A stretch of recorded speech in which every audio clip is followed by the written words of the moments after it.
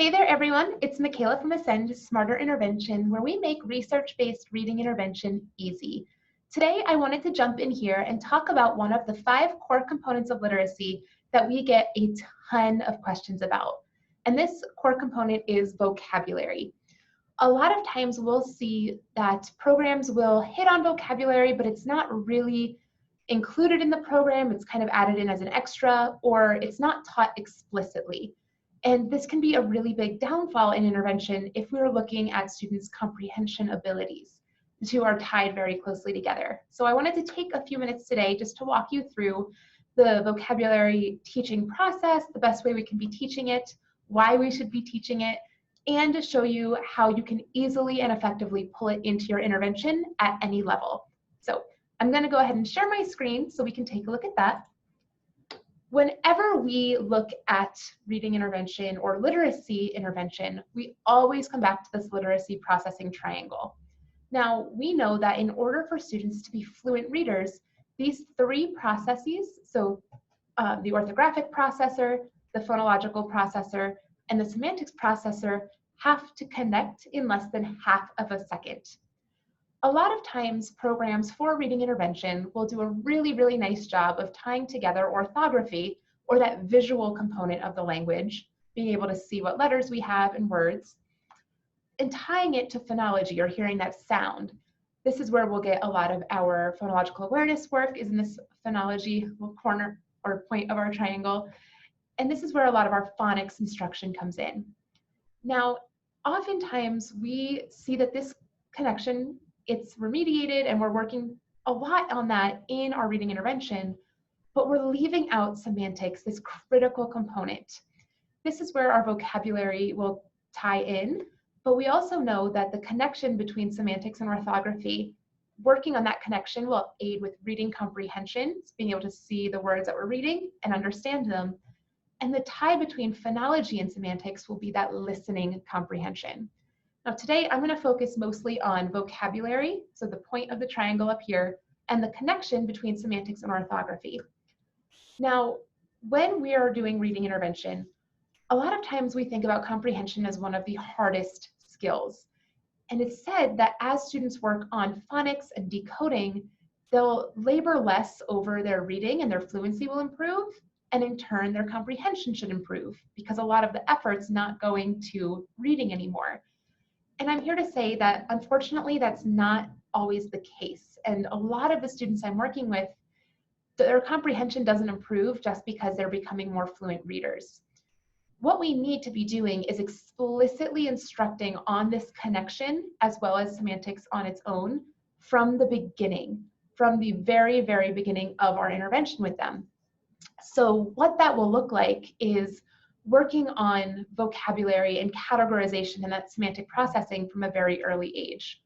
I'm going to switch my screen here so you can see what that would look like.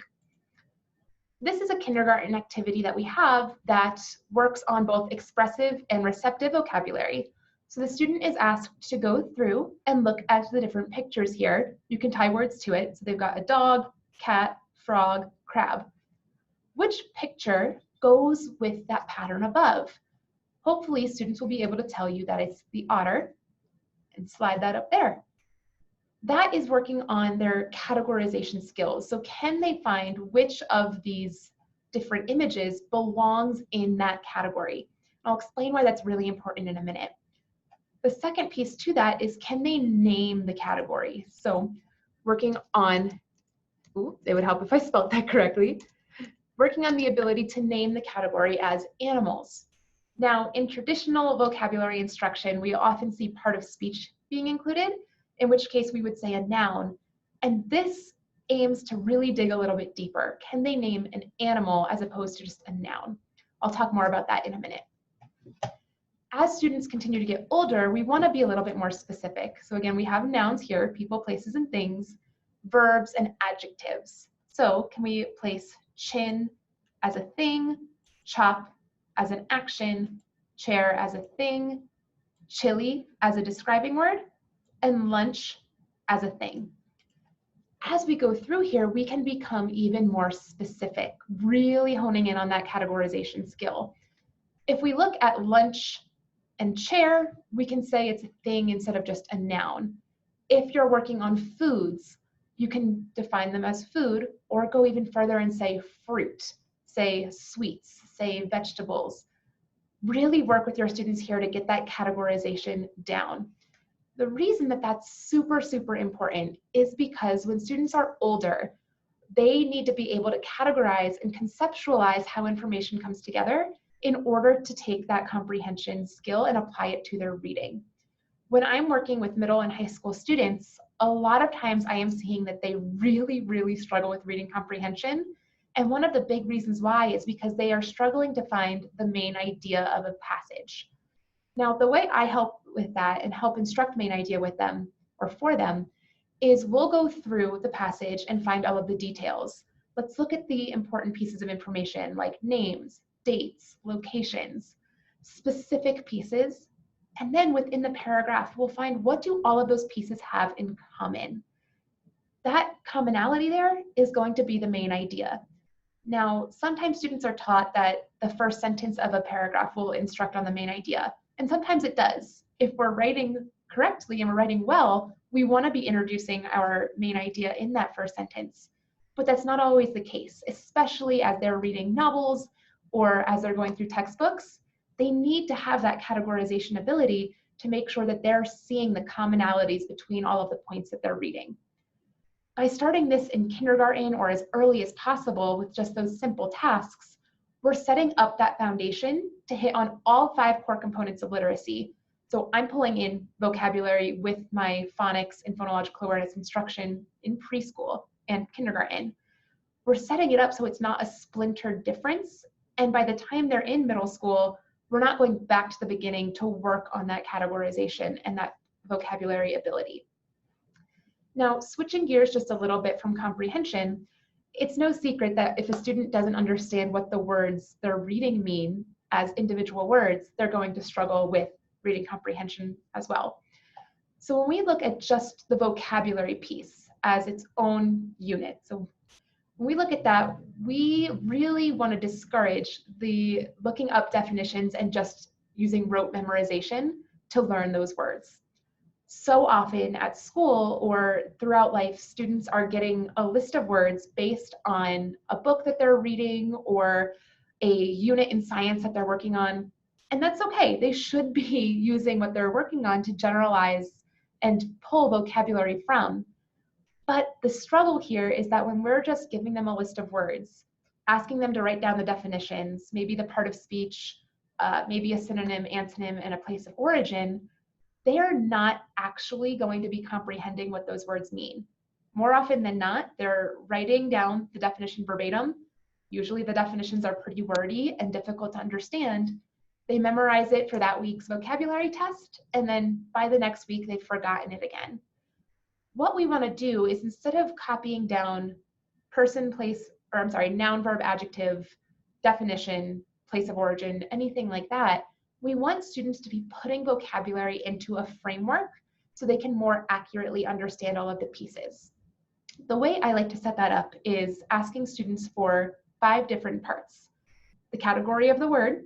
So if we're talking about a hatchet, we would say a hatchet is a tool, not a noun. Noun, it could be a person, a place, a thing, an idea. We want them to be as specific as possible. So a hatchet is a tool. What's the function or purpose? So it cuts or chops or is used to cut or chop. It's like, so it's like an axe. And then, but it's not like scissors.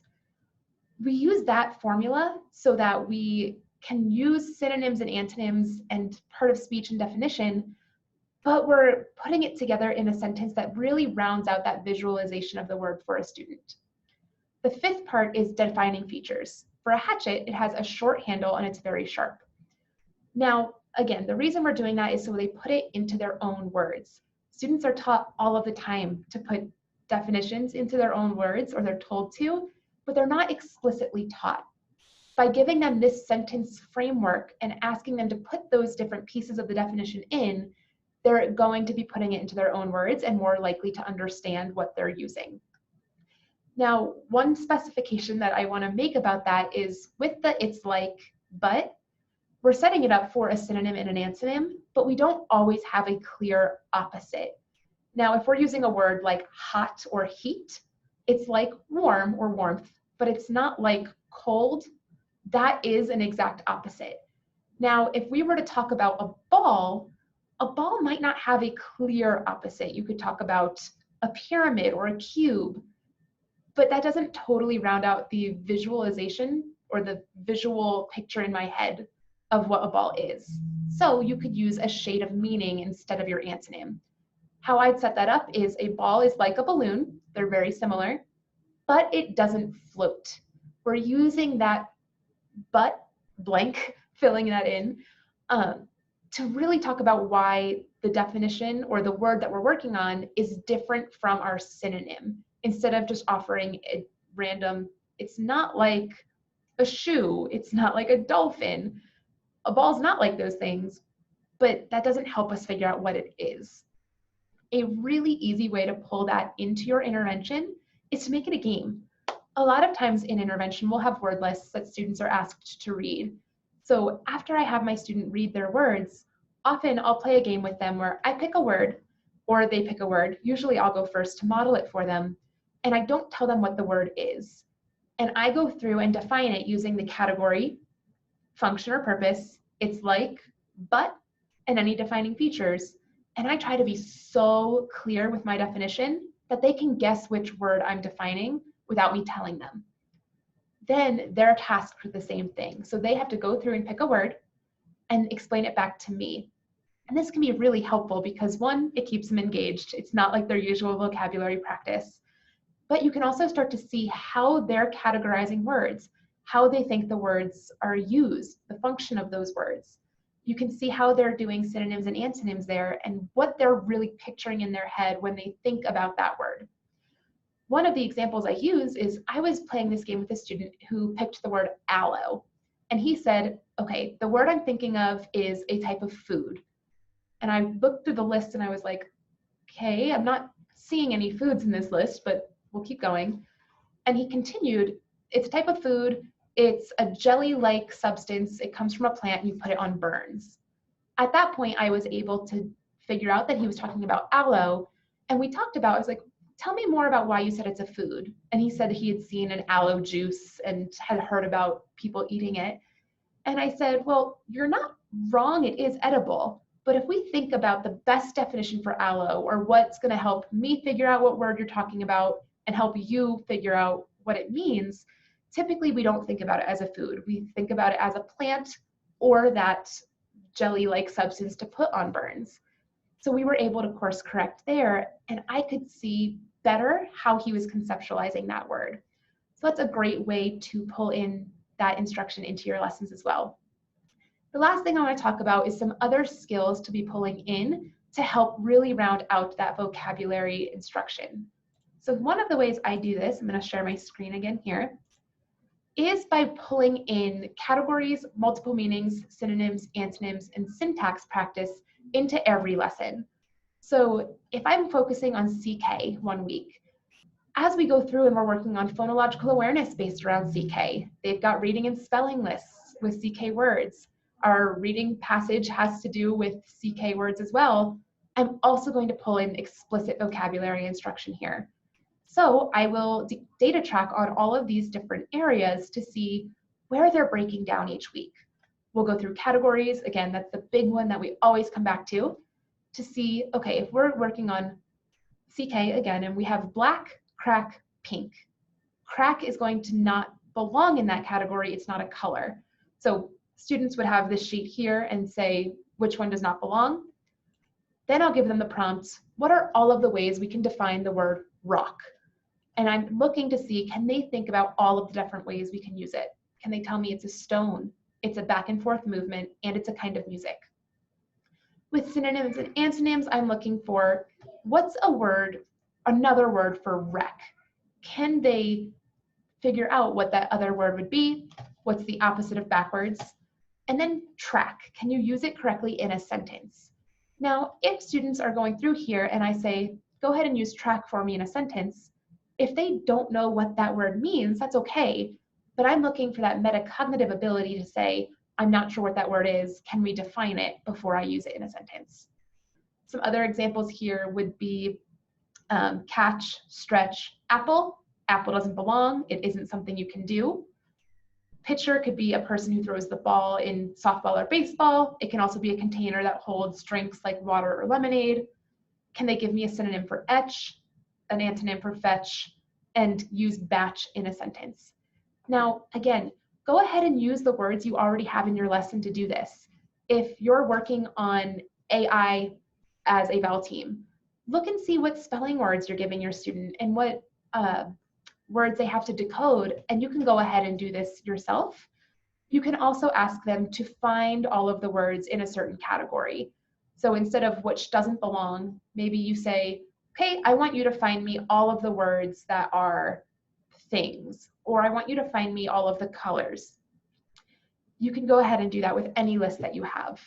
So again, I just want to reiterate how important it is to start explicitly teaching vocabulary as well as those categories to support later comprehension in your intervention as early as possible. We don't want to leave comprehension as a skill until after students can decode, because they're missing out on years of background knowledge and really solidifying that ability. We don't want to have to go back and start from the beginning when they're in middle school. So if you found these tips helpful, we'd love for you to comment below and let us know.